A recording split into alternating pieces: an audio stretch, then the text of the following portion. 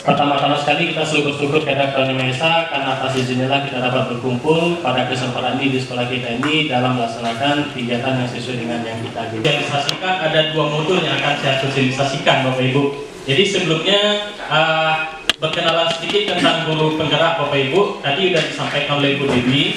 Guru penggerak itu sebenarnya ya orang-orang yang diharapkan nanti dapat menjadi agen perubahan Bapak Ibu untuk menjalankan transformasi pendidikan tersebut, yaitu berkaitan dengan perubahan paradigma nanti.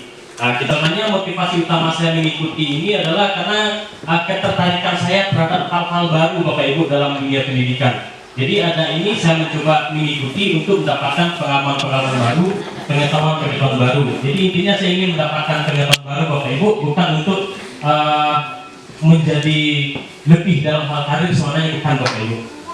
Baik Bapak Ibu, di sini kami ditugaskan untuk mensosialisasikan ada dua modul. Modul pertama yaitu berkaitan dengan filosofi pendidikan Ki Hajar Dewantara. Bapak Ibu, sebenarnya arah pendidikan ke depannya sesuai dengan yang sudah dicanangkan oleh Kementerian Pendidikan itu, yaitu dengan kurikulum paradigma baru. Itu bagaimana kita merubah paradigma kita. Sebenarnya bukan merubah paradigma ke paradigma baru, tapi kembali ke paradigma lama, yaitu paradigma yang sudah disampaikan oleh Bapak Pendidikan kita, yaitu Ki Hajar Dewantara. Nah, jadi kembali lagi, apalagi Bapak Ibu yang pernah atau tamatkan SPG dulu nantinya, tentu sudah pernah mendapatkan paradigma ini. Bagaimana pandangan Ki Hajar Dewantara tentang pendidikan tersebut. Nah, Bapak Ibu, di sini ada dua hal sebenarnya yang menurut saya yang perlu kita pahami, yaitu pertama, posisi kita sebagai guru. Dalam menjalankan peran kita sebagai guru ke depannya agar sesuai dengan harapan pemerintah, kita harus memahami peran kita sebagai guru. Yang kedua, kita harus memahami bagaimana anak kita sebenarnya. Jadi memahami peran kita sebagai guru dan memahami bagaimana cara kita memandang siswa dalam kegiatan pembelajaran kita. Baik Bapak Ibu, filosofi pendidikan menurut Ki Hajar Dewantara yang pertama itu adalah menuntun. Jadi pendidikan itu bertujuan untuk menuntun segala kodrat yang dimiliki oleh anak-anak untuk mencapai kebahagiaan yang setinggi-tingginya. Itu sebenarnya menurut Ki Hajar Dewantara. Jadi tugas kita itu adalah menuntun Bapak Ibu. Tugas kita sebagai seorang guru sebenarnya hanya dapat menuntun anak-anak tersebut. Kita tidak bisa membuat anak itu menjadi sesuatu yang baru, tidak. Tapi kita berperan untuk menuntun kodrat yang sudah dimiliki anak agar berkembang sehingga dia mencapai kebahagiaan nanti sesuai dengan potensi yang dimilikinya. Itu tugas kita sebagai seorang guru. Apa kaitannya nanti kita akan lihat Bapak Ibu bagaimana menuntun tersebut. Yang berikutnya itu pandangan sebagai seorang guru Bapak Ibu. Ingat lagi, tugas kita adalah menuntun. Yang kedua, bagaimana cara kita memandang murid kita. Ini paling penting Bapak Ibu. Pendidikan di Indonesia sesuai dengan filosofi Ki Hajar Dewantara, kita tidak setuju dengan prinsip tabula rasa. Kalau prinsip tabula rasa itu beranggapan bahwa anak-anak itu atau siswa itu seperti lembaran kertas kosong yang sesuka hati orang untuk menuliskan kertas tersebut. Itu prinsip tabula rasa. Tapi prinsip pendidikan kita tidak mengenal tersebut. Kita mengenal prinsip bahwa sebenarnya siswa itu adalah selembar kertas yang sudah berisi tulisan-tulisan, yang sudah berisi coretan-coretan, tapi coretan-coretan itu masih buram keberadaannya. Coretan-coretan itulah yang disebut dengan karakter-karakter yang dimiliki oleh anak, potensi-potensi yang sudah dimiliki oleh anak. Jadi keberadaannya masih buram. Tugas kita sebagai seorang guru menebalkan tulisan-tulisan itu Bapak Ibu, supaya dia melahirkan karakter-karakter yang bernilai positif nantinya. Jadi karakter itu sudah ada pada si anak, tapi keberadaannya masih buram. Nah, tugas kita menebalkannya, menuntun anak-anak tersebut sehingga lahir karakter-karakter positif nantinya. Nah, itu nanti tentang pandangan kita tentang siswa. Jadi siswa itu sudah memiliki potensi-potensi yang dimilikinya. Kita tidak melahirkan potensi baru, kita tidak melahirkan pengetahuan baru kepada anak, tapi kita mengembangkan apa yang sudah dimiliki oleh si anak tersebut. Nah, itu yang berkaitan dengan tugas kita sebagai seorang guru, yaitu menuntun. Nah, kemudian ini Bapak Ibu paling penting, Ki Hajar Dewantara mengumpamakan kita itu adalah guru itu sebagai seorang petani. kita itu sebagai seorang petani, misalnya kita petani jagung. Jagung itu adalah siswa-siswa kita. Saat kita menanam jagung, tentu kita hanya bisa berharap jagung itu tumbuh dan berkembang dan menghasilkan buah jagung. Kita tidak mungkin berharap jagung itu tumbuh dan menghasilkan padi. Tidak mungkin ya Bapak Ibu. Nah itu dia. Jadi artinya tugas petani itu bagaimana menuntun jagung tersebut, memberi pupuk, menyiram, membuang-buang rumputnya supaya dia dapat tumbuh dan berkembang, sehingga lahirlah menghasilkan padi yang sesuai dengan harapannya. Demikian juga kita sebagai seorang guru, kita seperti yang disampaikan oleh Ki Hajar Dewantara hanya bisa menuntun anak-anak kita. Anak-anak kita itu seperti ibaratnya jagung tadi, dia sudah memiliki potensi, dia sudah memiliki karakter-karakter baik sebenarnya. Bagaimana cara kita menuntun supaya potensi yang dimiliki anak itu dapat berkembang nantinya? Nah itu yang harus kita pahami. Kita tidak bisa memaksakan jagung tumbuh menjadi padi. Nah kita juga tidak bisa memaksakan anak, ya kita tidak bisa memaksakan anak yang betul-betul tidak menyukai matematika untuk akhirnya memiliki nilai 100 dalam matematika, itu tidak mungkin. Nah itu dia Bapak Ibu, ya kita apakah memang sangat berat tugas kita mengenal bagaimana tentang anak didik kita, apa sebenarnya potensi yang dimiliki oleh anak didik kita untuk kita kembangkan. Nah jadi tugas kita, kalau kita tidak lupa bahwa kita adalah menuntun, maka tentunya kita akan menyadari, oh anak ini sebenarnya tidak berbakat di sini, anak ini tidak berbakat di seni, tidak mungkin kita paksakan dia di seni. Anak ini tidak berbakat di olahraga, mungkin kita mengembangkannya di olahraga. Tapi anak berbakat di olahraga, silakan dikembangkan dia, dipupuk, kemudian dikembangkan sesuai dengan bakat yang dimilikinya. Kemudian prinsip lainnya adalah tentang budi pekerti, ini tentang karakter. Nah, kemudian prinsip belajar bermain. Filosofi pendidikan Ki Hajar Dewantara intinya itu adalah Bapak Ibu untuk melaksanakan pembelajaran berorientasi kepada siswa. Pembelajaran yang kita lakukan semuanya adalah untuk siswa, dan untuk siswa. Makanya Ki Hajar Dewantara kalimatnya sangat ekstrim sekali Bapak Ibu, mengatakan pendidikan itu untuk berhamba pada anak-anak sebenarnya. Jadi pendidikan kita itu berorientasi pada siswa. Semua yang kita lakukan adalah untuk siswa. Jadi bukan untuk kita sebenarnya. Karena pendidikan itu berorientasi kepada siswa, maka sudah selayaknya lah kita untuk lebih mengutamakan kepentingan siswa, bukan kepentingan kita sebenarnya. Apa kepentingan siswa? Yaitu untuk berkembang sesuai dengan potensinya.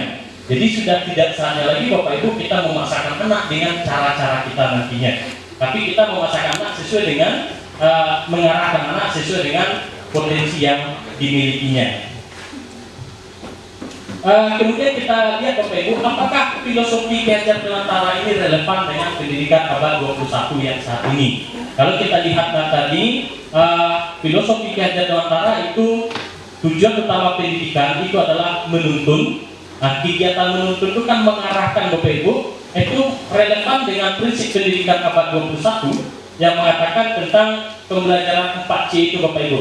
Menuntun itu dia berkaitan dengan kegiatan pembelajaran kita lakukan, ada kolaborasi, ada berpikir kritis, komunikatif, kreatif, dan lain sebagainya. Itu terkait dengan kegiatan menuntun. Jadi kita tidak berceramah lagi memberikan materi dalam pembelajaran, tapi menuntun anak menggali pengetahuannya sendiri. Maka untuk selanjutnya dasarnya kita memperbanyak kegiatan pembelajaran kita yang memberi kesempatan pada anak untuk menggali pengetahuannya, itu dalam rangka menuntun. Kemudian prinsip Ki Hajar Dewantara yang mengatakan berorientasi pada anak, merdeka belajar, yaitu untuk menuju selamat dan bahagia.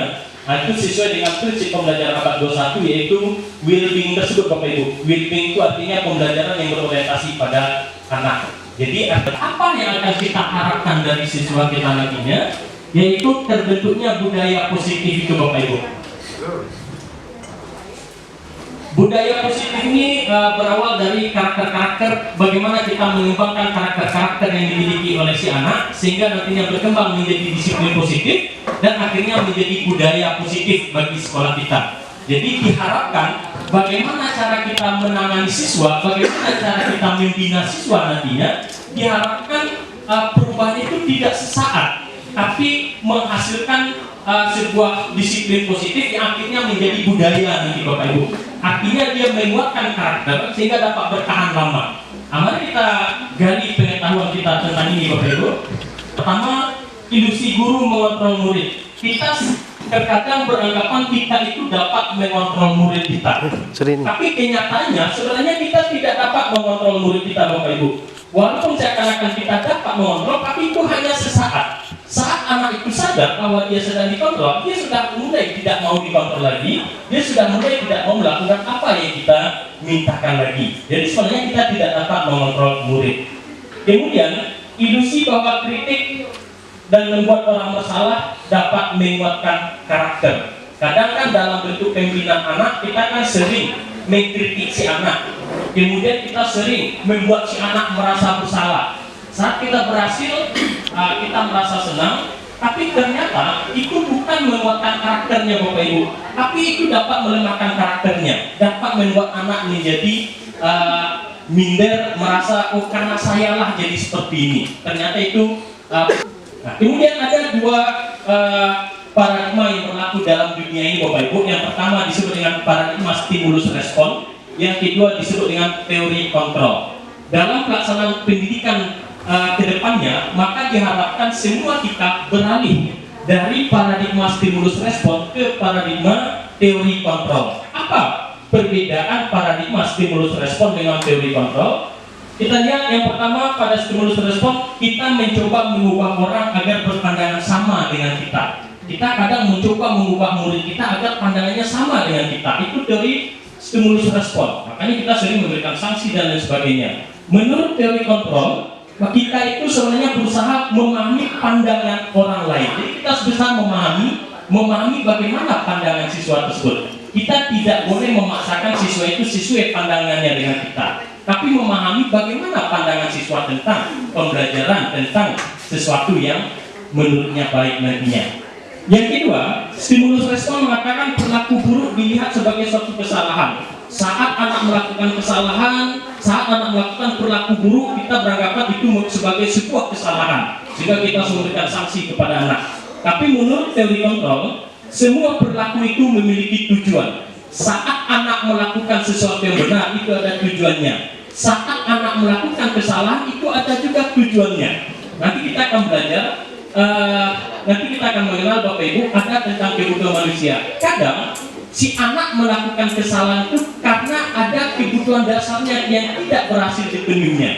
Ada kebutuhan dasar si anak yang tidak berhasil dipenuhinya, makanya dia melakukan sebuah kesalahan. Misalnya ada si anak sering mengganggu temannya, ya, sering mengganggu temannya. Maka saat ditanya, kenapa kamu mengganggu temannya? Ternyata dia sengaja mengganggu temannya agar dipanggil guru, agar diperhatikan guru. Berarti selama ini anak ini merasakan kebutuhan cinta dan kasih sayangnya masih kurang. Dia ingin butuh kasih sayang, makanya dia sering mengganggu. Nah, itu salah satunya. Jadi ada alasan kenapa anak melakukan sesuatu kesalahan.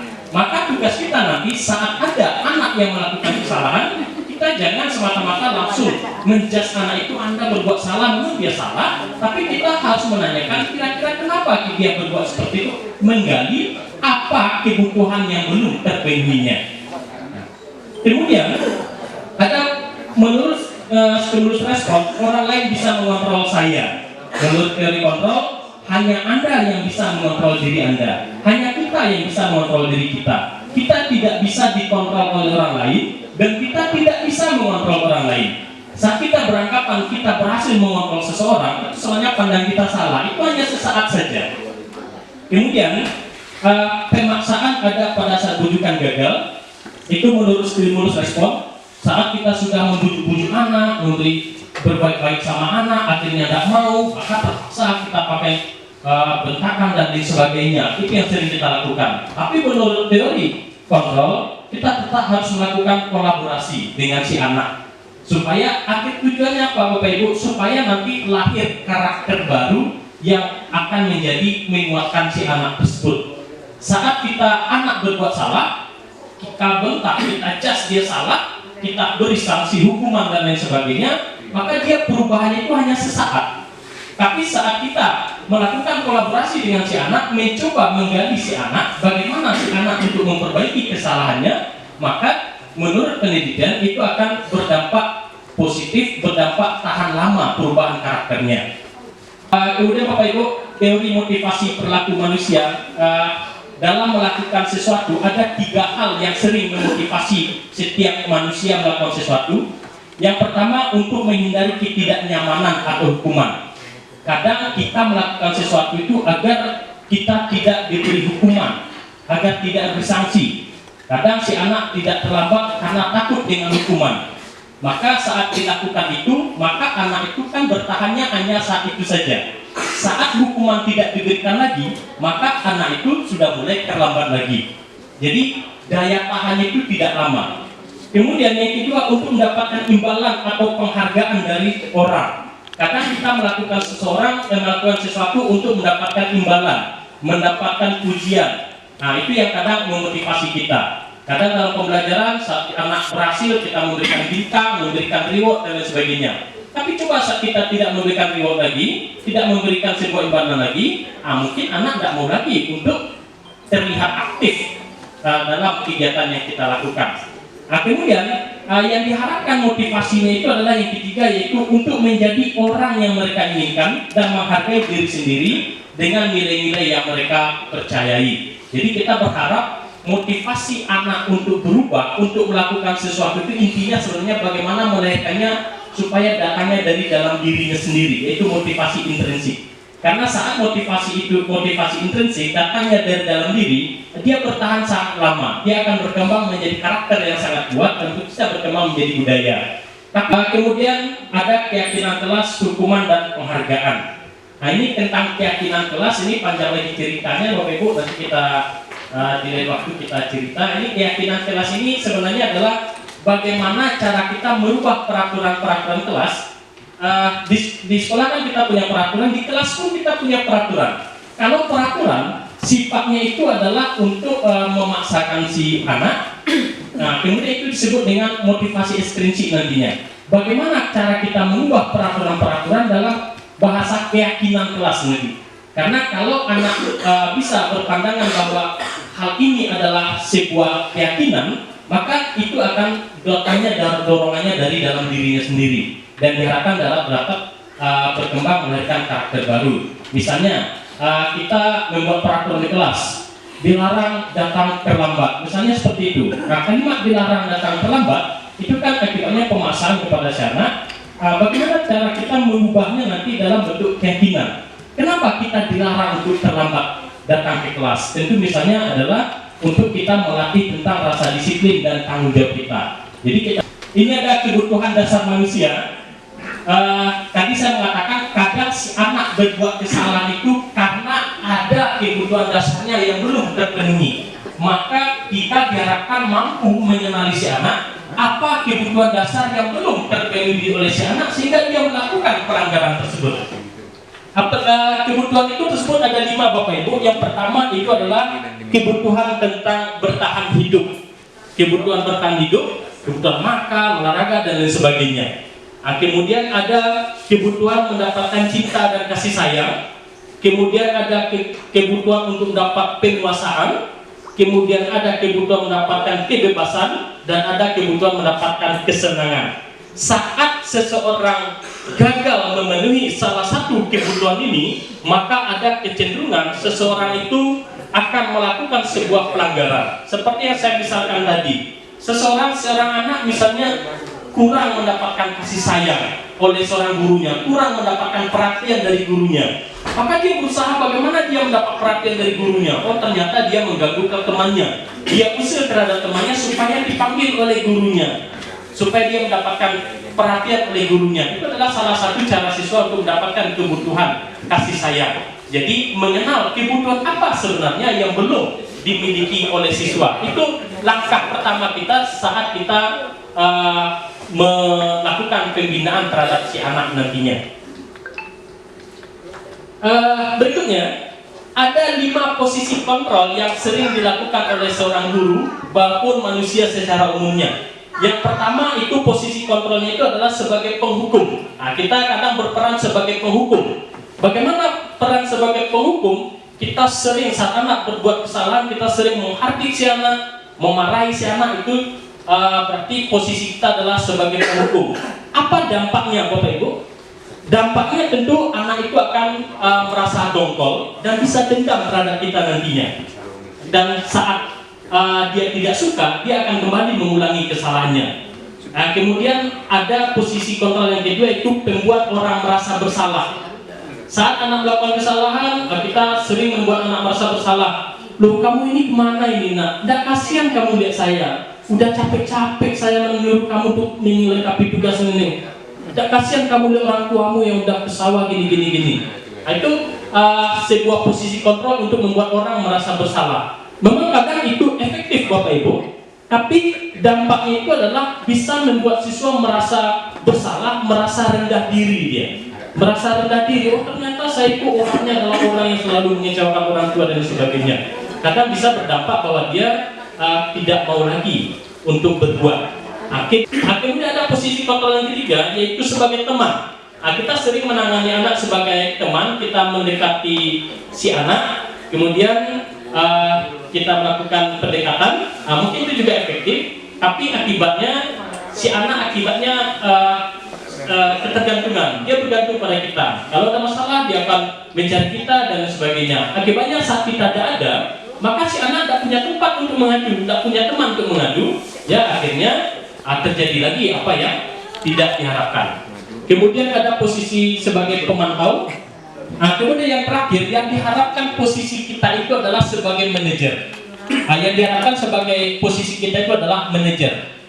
Dalam menempatkan posisi kita sebagai manajer Bapak Ibu, dalam melakukan pembinaan kepada siswa, kita melakukan restitusi namanya Bapak Ibu. Dalam model restitusi, kita mencoba menanya-nanya si anak, menggali si anak, kenapa dia melakukan kesalahan tersebut. Seperti yang saya sampaikan tadi, kita mencoba kenapa anak melakukan kesalahan, apa kebutuhan dasar yang belum terpenuhinya. Kemudian kita mencoba mengajak si anak untuk mencoba mengenali keyakinan kelas apa yang sudah dilanggarnya. Jadi model restitusi bisa kita terapkan kalau di kelas kita sudah menetapkan keyakinan kelas. Kita mengingatkan pada anak, misalnya anak terlambat, maka kita memanggil si anak, kita coba menenangkan si anak, menguatkannya, menyadari si anak bahwa ya si anak ini bukan satu-satunya orang yang pernah terlambat. Kita menenangkan si anak tersebut seperti itu, dan kita percaya bahwa si anak itu tentu punya alasan kenapa dia terlambat. Kita beri kesempatan si anak untuk menyampaikan apa alasan dia terlambat. Kemudian kita coba menanya kepada si anak, dengan terlambat apa kira-kira keyakinan kelas yang sudah dilanggarnya. Saat anak berhasil menyampaikan apa keyakinan kelas yang telah dilanggarnya, itu sudah kemajuan besar, artinya anak menyadari kesalahannya.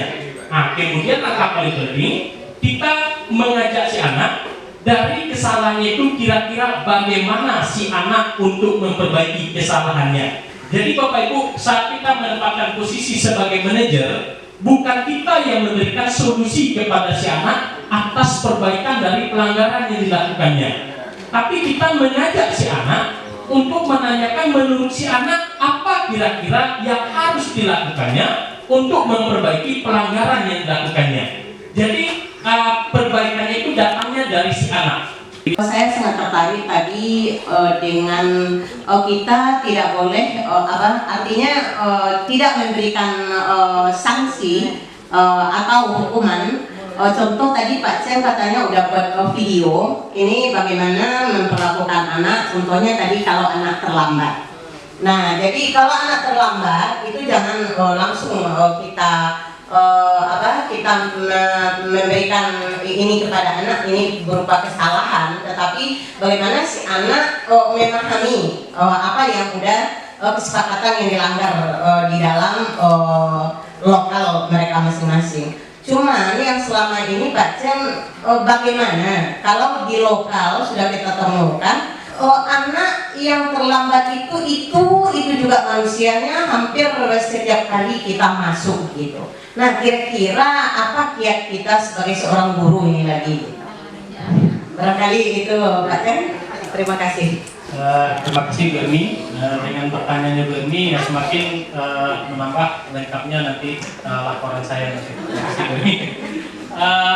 Baik Bapak Ibu, menurut penelitian pemberian hukuman, pemberian sanksi memang efektif dilakukan, tapi itu bertahannya hanya sebentar Bapak Ibu. Itu tidak melahirkan karakter yang kuat bagi si anak.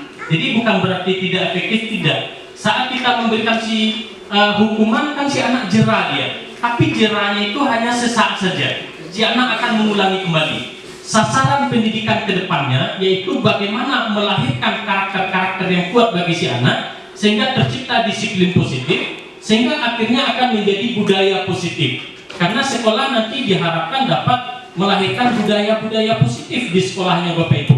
Jadi kita memikirkan bagaimana cara melahirkan budaya positif. Nah, tadi seperti yang disampaikan Bu Erni, bagaimana kalau seandainya anaknya itu juga. Seperti yang saya sampaikan tadi Bapak Ibu, kadang dalam melakukan restitusi tentu tidak saat restitusi pertama itu langsung berhasil, tentu tidak. Dibutuhkan kesabaran kita, saat kita sebagai wali kelas atau sebagai guru mata pelajaran gagal melakukan restitusi, tentu kita bisa minta bantuan kepada tahapan selanjutnya, minta bantuan kepada guru BK, kepada wakil, atau akhirnya nanti pada kepala sekolah. Kita coba bertahap Bapak Ibu, tapi kegiatannya adalah kegiatan restitusi Bapak Ibu. Jadi saat anak bermasalah, kita coba, kita sendiri yang melakukan restitusi. Saat anaknya masih melakukan juga, kita coba minta bantuan guru BK. Mungkin teknik restitusi kita kurang mengena, atau guru BK bisa lebih, atau guru wakil kesiswaan atau wakilnya bisa lebih juga, atau kelas sekolah dan lain sebagainya. Kita coba bertahap Bu. Tapi dalam rangka pendidikan yang berorientasi pada siswa, kalau Ki Hajar mengatakan berhamba pada anak, memang ekstrim sekali ya. Tapi artinya kita berorientasi pada siswa, semuanya untuk anak, dibutuhkan kesabaran kita. Bagaimana cara kita memperlakukan si anak seperti bagaimana cara kita ingin diperlakukan oleh orang. Nah, itu penting Bapak Ibu. Kalau kita ingin diperlakukan oleh orang dengan cara baik, maka mari kita coba memperlakukan anak juga dengan baik.